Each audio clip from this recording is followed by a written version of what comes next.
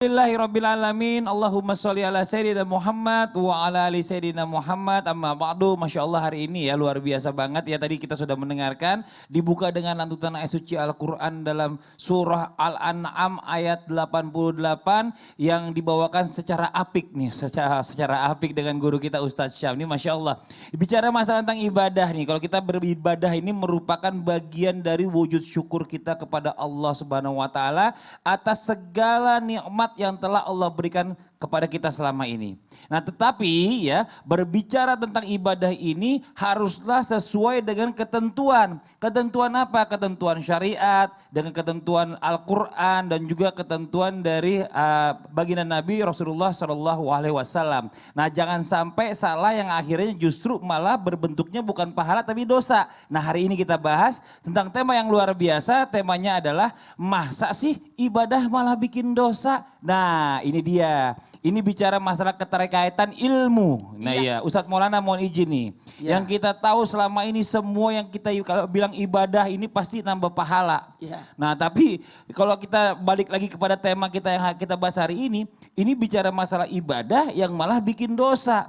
Nah pertanyaan nih, bukannya semua ibadah itu baik menambah pahala ya? Nah adakah jenis-jenis Justru ya, yang malah menambah dosa bukan menambah pahala. Mohon izin penjelasannya biar jelas. Makasih banyak, luar biasa. Siap. Izin Habib, izin Ustaz Sam. Bismillahirrahmanirrahim.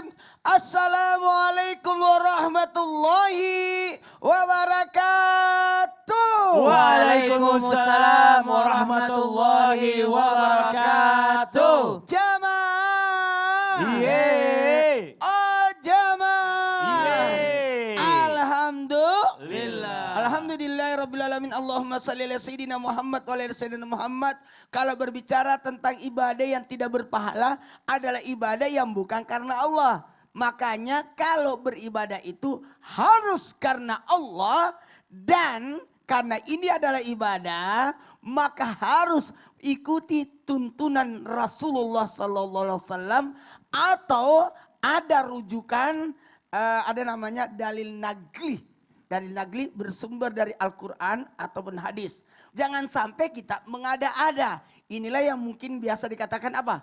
Bid'ah. Maka pembagian amalan ibadah haram untuk dikerjakan bila tidak ada dalil. Itu yang paling utama. Itu konsepnya, rumusannya.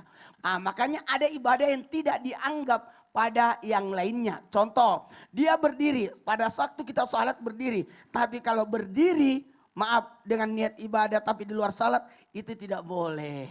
Maaf ya, tidak ada tuntunan dalam syariat. Contoh menambah-nambah, tapi juga tidak boleh mengurangi. Contoh dia salat tanpa wudhu. Hati-hati, apalagi mengurangi terhadap amalan yang sudah disyariatkan. Rukun salatnya dikurangi atau salat maghribnya dikurangi jumlah rakaatnya.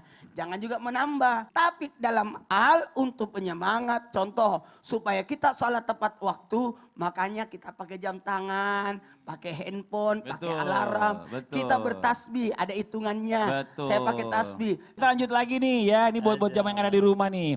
Banyak orang nih kadang-kadang suka salah pengertian. Kayak tadi apa yang disampaikan oleh guru kita Ustadz Maulana. Contoh aja, saking semangatnya ibadah gitu ya. Sholat zuhur 5 rakaat. Gak boleh, gak ada tuntunannya. Bahkan kalau ini beda lagi, mungkin gak kelihatan se-ekstrim itu. Ada orang yang memilih gak tidur ya. Gak tidur sholat terus semalaman. Puasa terus setahun. Sampai gak nikah. Karena ini ingin menjadi ahli ibadah katanya. Nah pertanyaannya, apakah orang-orang itu termasuk ke dalam orang-orang yang melebih-lebihkan ibadahnya. Dan dapat dikatakan orang ini bukan